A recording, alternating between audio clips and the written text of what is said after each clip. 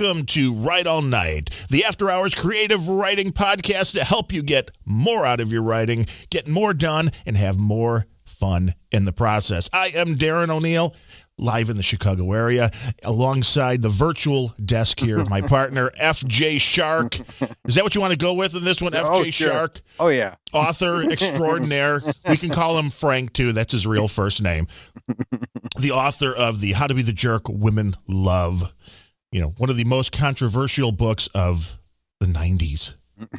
And beyond. Right. Well, you figure, you made it because you made it on, you have to be a real author because you made it on to Sally Jessy Raphael and Montel and all of those shows. So you're bringing the big guns to this show. You're bringing the, you're bringing the power where, I've done blogs. I'm a top 1,000 Amazon reviewer, so I know how to write reviews. Right. Written some fiction and, a bunch of other little things along the way. And I mean, it's kind of cool because we do bring totally different writing styles, totally different theories. And this being our first podcast, we're going to kind of let you know a little bit about us and where we plan on going with the show. Now, we call it the Write All Night podcast because we're assuming that most people are doing this for fun as a secondary thing, not a full-time job, right? Moonlighting, yes, or, just for a hobby or writing for profit. Either one works. Right. Plus, we figured it also gives us an excuse to drink. Well, me. That gives me an excuse to drink because, believe it or not, Frank doesn't drink. And I don't know if I've ever met an author that doesn't drink. So that may be what's holding you back lately. You may need just a little more alcohol involved. And that may be what you're missing. Make specific recommendations on what drinks can do what for the author. Right. That's exactly it. Irish whiskey is great for a good cop story. Bourbon, if you really want to go dark, Booker's bourbon would help you with that. And maybe we'll have to do an episode on that at some point because I'm pretty sure different whiskeys will bring out different characters and different things in your book. Well, you see, I don't know why people wouldn't want to write with the pain because I don't know who said it, but somebody once said it, if you want to write a good story, just sit down and open up a vein. Pain makes great art. So, you wouldn't want to go through the pain, or I guess, I'd want to feel that pain because that's where the whole jerk book concept came from. And enough pain of being a nice guy and women saying they wanted to go out with a nice guy, yet they keep going back to the jerks. And there was enough pain there to, for me to start researching this and looking into this and through case studies and personal examples and get something out there. And that's what drove me, that inner pain to do that. Well, I think most people that look at going into writing have a reason like that. They have something that they want to say. And that's usually, I don't think most people decide that I'm going to sit down and make this a full-time job because I don't have anything to say. I mean, it's something that you feel you have the stories, you want to get something out there. And I think all authors have similar things you run into as far as whether it's making time to write, getting writer's block, feeling like you're writing the same type of story over and over, the same type of character over and over. And, through this podcast, we hope to go through a variety of different topics and discuss ways that we found to tackle these types of issues that come up and, hopefully be helpful in the process. Well, right. Because, a lot of people ask me, well, I want to get into writing and what should I write? And I know you've brought that up before. People have asked you that because we both worked in, bookstores and give recommendations on things before. And the bottom line answer there is, write what you like, write what's of interest to you that you might even have a passion for because it's going to show through. Right. Because if you don't like what you're writing, most of the time, that's definitely going to come through. It's like, that's why, if you're a baseball fan, the guys that write for MLB.com, you can tell they like baseball. Because if you don't, you're spending 12 hours a day covering it for 6 months straight. It's going to show through. You have to have a passion for what you're writing. Yeah, then it turns into a job, and then once it becomes a job, it's like, okay, when do we get paid? Right. And I can do the least and get the most. Right. Well, here's the dirty little secret when it comes to writing for pay. It usually doesn't pay very well. Yeah. You will do more. You will do more for you. How does it work? You do a lot of work without getting paid. And then eventually you hope to get paid for not doing a lot of work. Right. I mean, everybody looks at it, and it's one of those things where, Most sports you don't see that. You don't go to a hockey game and have most people go, "Hey, I could do that." You don't go. Baseball sometimes maybe, but then you look at a guy like Jamie Moyer, who retired a couple of years ago, and he was a guy that at the end of his career, I mean, if he was lucky, if he was throwing like a 76-mile-an-hour fastball. Mm-hmm. And there was a minor league team, I think maybe he was rehabbing with the team, that offered to give free tickets or something to anybody that could throw that hard. And a lot of people tried. Nobody could. Now, as a baseball fan, you go, wow, this guy can only throw 76 miles an hour. Wow, that sucks. I could do No, you can't. You got some big guys up there, and, maybe they can throw 50, 55, 60 miles an hour. Right. But it's pretty hard to throw 76 miles an hour, and it's nearly impossible to throw that, 100 miles an hour that some guys can do. Right. But NASCAR, some people figure, hey, I can get behind the wheel and drive. Almost everybody feels like they can write. Right. And to a certain extent, everybody can, but a lot of times you just need the guidance of somebody to tell you to honestly evaluate your writing. And that's one thing we wanted to talk about, that's one of the great things about the internet now, because it used to be when we were growing up, since we're old in our 40s, when there was no internet, if you wanted to be a creative writer or write any kind of book or whatever, you had to go to friends and family and have them read the stuff and have them give you their opinion. And friends and family will never, at least rarely ever, give you an honest opinion. They're always going to want to pump you up and be like, oh, no, that's really great, Frank, even if it sucks. Right. The beautiful thing about the internet is the internet isn't afraid to tell you you suck. And that is a good thing for a writer, because you can put things out there. You can put them out there anonymously if you want. You can obviously put them out there under your own name. And through different websites, bulletin boards, Facebook, Twitter, you can get a reaction from the public at large that gives you at least an idea if you're going in the right direction. Right. Because, a lot of times here, it's the confidence to write and then the confidence to actually publish something out there, not sit there and keep kicking yourself going, well, it's not ready. Well, I don't really want to get rejected. It's too frustrating. I just want to keep this to myself. Well, fine. If you're just writing for a hobby, that's great. But if you eventually want to get it out there, there is a certain amount of confidence that goes with it that you're going to have to face, to move forward and do it, because we've both seen so many books that are not that well written that sell 1 million copies. And you go, my gosh, what is that? And it's the marketing behind it. So there's a lot more than just the writing and the publishing. It's also the marketing. So a lot of people, they open their eyes to that and say, I want to just get a publisher and I'm going to sit there and let the money roll in. And it doesn't work that way.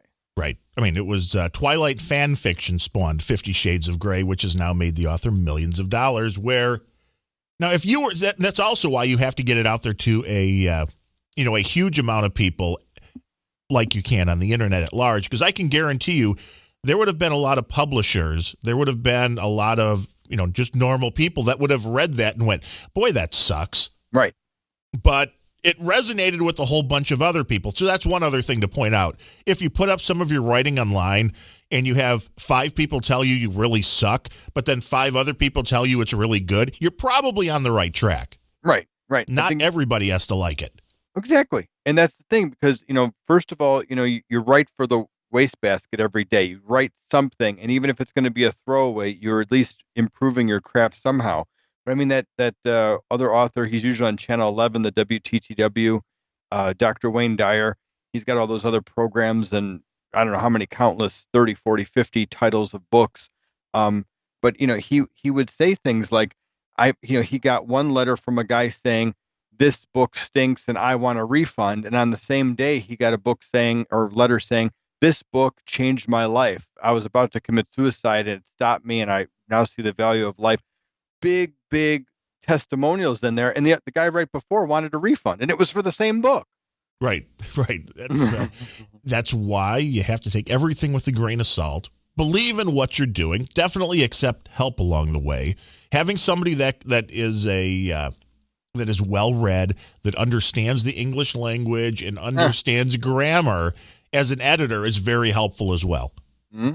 Because that will help a lot of things. A lot of writers will get nixed right away because, I mean, I've got a lot of pet peeves, over the years. Once you learn how to use grammar correctly and you understand that, you shouldn't be using the, ellipse or the ... in your books like every other line. And then you see somebody that does, it's like, I'm not even going to take you seriously. I'm going to not be able to read more than a couple of paragraphs. And maybe you had a really great idea. Maybe you had a really great story. So there's something to be said for having somebody that can help you along the way getting things put together. And I know you had help when you put together the How to Be the Jerk Women Love book. You didn't just write it and send it off. There was a lot of work that's involved in getting that polished up. Well, yeah. I mean, eventually I kept adding to a pile, which was basically a file folder of ideas that would either be Post-it notes or scraps of paper. And this pile and file kept getting bigger and bigger. And I'm like, when am I actually going to get to this? And one day I sat down, I had a pretty long basement back in Chicago, and I laid all the pieces of paper out in one after another, just, no real order whatsoever. And it took up the entire length of the basement. There were over 1,200 pieces of paper. And I'm like, how am I going to organize this? And it started there and started thinking, when I saw the ideas, I started grouping them together, started coming up with chapters and other, what I thought would make an entire chapter barely made a paragraph. Other things I thought would just be mentioned for a sentence or two took up an entire chapter. So, you never know how much you're going to expand on and what you're going to do or where the ideas are going to, come from. Even while you're writing, more ideas come. The trick is to keep writing so that more ideas come out of you. And there's that story that the guys from Chicken Soup for the Soul, I forget, Mark Victor Hansen and Jack Canfield, they said, you can drive from New York to California at night with just your lights on in your car that only show 50, 60, 100 feet in front of you. And that could be your only light all the way there. So as long as you could see that 50 to 100 feet in front of you, you can get there. You don't have to worry about, in Kansas, there's, a right turn in the road. Doesn't matter. You're still driving, from New York, and now you're in Ohio and you're in Illinois. You're not there yet. So you're worried about the next 50 to 100 feet in front of you, and you can get there. Right. We have to take everything one step at a time. And that, I think, is one of the places where people will definitely figure out as we go along that our styles are completely different, because the style that Frank has is plan everything out, do as much prep work as possible, outline, flesh everything out, do all the preparation before you really start getting into the writing, where I'm the complete opposite, which is if I have an idea, I'll just sit down and start writing. Right. And both have good points and both have bad points. And, there's probably a happy medium in there, but everybody works in a different way, which is also something to remember as a writer. You can tell just by go to Amazon and do a search for books on writing and order a few of them and read them, and you'll find often completely opposite advice. Right. Or your baseball example, you could probably go to any given Major League Baseball game and see guys hitting, right, getting home runs, getting hits, having great batting averages, who by the textbook formula are holding the bat the wrong way. Right, Kevin Youkilis for one. Yeah, because this style works for them, and every other, video instructional coaching camp, fantasy camp is telling you not to do it that way. And it's like, well, wait a minute, that guy, it works for him. He's making $4 million a year. Something's going right. Right. And writing, like everything else, it's like the best thing you could do is get the basics down. Again, writing in English, understand the language, understand what words mean, understand grammar and punctuation, all that. You'll have some nice building blocks to work with. Understand the basics of writing, but once you understand the basics, well, that's when it's time to kind of experiment, go off on your own a little bit, and try some different things. I mean, there's a reason whether you look at, fiction, especially if you stay in a genre like mystery or romance, even in nonfiction, really. If you look at a lot of the self-help books, you can break them down. If you try, you can break them down into patterns that appear in almost each and every one of them. Right. Now, do you think you could write a romance or a mystery book that didn't follow those rules at all? if you think so, you're probably wrong, because you would be, the one exception out of a million that could pull something like that off. Right. Yeah. Yeah. There's a certain, that's where people get caught up. They say, well, what's the formula? And then you give them the formula and they say, for Star Wars, it's the hero's journey. And then they say, okay, well, then I definitely have to go the science fiction route and I got to have somebody named Luke Skywalker. No, that's not, you don't have to do it exactly that way. You don't have to have the word Star or Wars in the title. There's certain elements. But you could. But there's certain elements to that, to the structure, what I call the skeleton underneath everything. That's how all those successful stories and books and movies or TV shows, that whatever they're writing, all have that in common. I think you mentioned, what was the one with even the two shows, Weeds and something else. It had Weeds and Breaking Bad. Very similar. Normal person becomes drug kingpin and hilarity ensues. But you mentioned Star Wars. I do want to mention the intro music we're using, at least for now. It's by Jackson F. Smith, and if you didn't recognize that song, here, it's the Cantina music from Star Wars. Just turned into more of that little ragtimey kind of thing. It's like, well, it kind of felt writery. It definitely sounded kind of late night, relaxed, kick back. Yeah. Find a comfortable place. Maybe you have a loft. Maybe you have a comfortable couch. Maybe you have somewhere, you have a comfortable area in the basement where you like to write, and that's where you should be listening to this. Somewhere where you can be relaxed and enjoy yourself and either get some writing done while this is in the background, or inspires you to go, the kick in the pants you need to go out there and do something with it. Get away from the wife and kids. Lock yourself in the basement. Pour yourself the whiskey of your choice, or wine if you're either a woman or a amateur. The thing is to remember. I mean, say your average writing project, whatever, is going to take you this. Next one's going to take 50 hours. If whether you don't go to bed for 3 nights and write 50 hours straight, or that 50 hours is 1 hour a week for the next year, however it is, understand that up front, that you've got to put that amount of time in. You've got to put those 50 hours in somewhere. And every time you make time to write, and every time you come up with an excuse not to write, it just pushes the project back that much further. Right. Now, go ahead. Do you have the theory, because I know you mentioned it a little bit, because I know it was definitely the way it worked for me with, especially after learning how to play the guitar, songwriting was definitely a thing where you may think you're writing good songs when you start, but it's really one of those things when you go back after a while, you realize the first X amount were kind of throwaways. Right. Because you're learning a format, you're trying to learn a new skill, even though everybody's written something, essays for school, maybe short stories for school, that kind of thing. When you really start to sit down, especially if you're looking to write a novel, I mean, do you believe that people should write like short stories first? Is there a certain amount of practice you should have? Is there a certain amount of preparation you really should do? Or is it just kind of like, try it?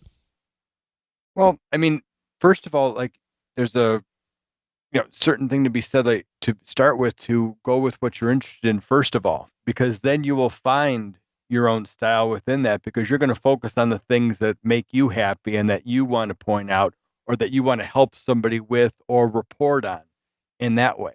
So, I could not be a sports writer type thing. I like watching the games, but I cannot sit there and I don't know who, was the greatest hitter last year and who had the, what earn run average this pitcher had. I don't have all those stats in my head. So you could be talking about some pitcher, and I'm going to get lost in my own story here, because I don't have any other references for it. So I don't know was that a good pitcher last year? Was that a bad pitcher last year? I don't know, or you're bringing up somebody from 1955. If I don't have those references, if it's not of interest to me in the first place, right, then I can't pull from that. You can't just keep doing research on the internet. You have to bring something to it from your own experience and how you feel about it, because that's what makes it personal. So the odds are, now what are the odds that somebody's going to sit down and write their first book and it's going to be great. I mean, I know it's an interesting kind of thing because everybody feels they have the great American novel in them. Like I said, when learning how to write songs, I realized after a while that the first bunch were throwaway. But while I was writing, I didn't realize they were throwaway. Now, granted, in writing, there are a lot of writers that do this too, which we'll talk about at some point. The perpetual rewriters, the perpetual editors who will never let something go. Something is never perfect. I've been working on this for 30 years. Right. But, that was kind of my original question being, should you do it if you really have a project in mind? Like, okay, say, for instance, if I wanted to write, a book about this character that was going to go to the World Series, blah, blah, blah, overcome all the adversity. Now, even though I have the ideas for that book, should I write something else first? Should I have a certain amount of, driving practice under my belt here before I go into the project I really, really care about? Or do you just start and then do that rewriting thing and editing? Well, I would start off with articles. I would start off with articles that build up to it, because as I said, along the way, you're going to come up with other ideas that might even beat the idea you have. When I was coming up with the Jerk book, I didn't have at the time what was called the 10 Commandments of Jerks. While I was, writing it, I came up with these extra ideas that really weren't a part of any chapter. So I put them into one chapter by themselves. There happened to be 10 of them. So I think there were 9, and I added one more. Right, because 9 commandments just wouldn't work. Yeah, I'm like, well, what I want to make this like, the 10 Commandments of. I saw the 10 Commandments of good golf or something like that, and that inspired me to, use that for my own idea here. And I thought I just had like a throwaway, a bunch of basically B-side ideas that I was just going to throw into one chapter and leave it there. Well, I did probably around 400 radio shows, and I would say 399 of the DJs or producers or whoever was about to ask me questions on the show asked, number one, why'd you write the book? And number two, let's get to those 10 Commandments of Jerks. It's like, I thought it was a throwaway, and here it got brought up on almost every single show because it was of interest. They knew it was going to be, something to get the phone lines lit up like a Christmas tree. Right. Well, it fit the format. And now you're probably thinking that the 10 Commandments of Jerks should have been a completely different book to make completely different, more money. Yeah, it could have been. It could have been expanded on that, but it was like, what a great hook of a list and 10 bullet points, and it's controversial and all those things that I just kind of threw in there. So, but I didn't start off saying, building the book around it. It got added last. So that's my point. When you're doing that and building, other ideas are going to pop up, which you're going to later use, and you might rename the entire book. You might have even a better title. There might be a chapter that you didn't even think of yet that, gives, makes the whole book, gives it its, if you're writing fiction, it could change the plot. Or if you're, you're selling, like you said, self-help and personal development, you might find even a more specific, range or niche to be in. And then it sells 10 times more copies because now it's more specific.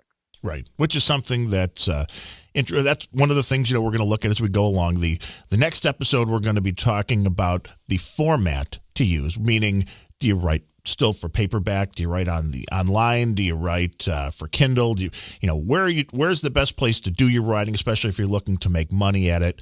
And we'll talk about that on the next episode. Now, if you want to get in touch with us, you can do so at mailbag@writeallnight.com. And we'll be answering questions. And sooner or later, we'll add a Facebook and Twitter and hotline and all those other good things. But for now, mailbag@writeallnight.com. I am Darren O'Neill. And I'm FJ Shark. Are you sure? Yeah. Until next time. I'm going with it. Later. Later.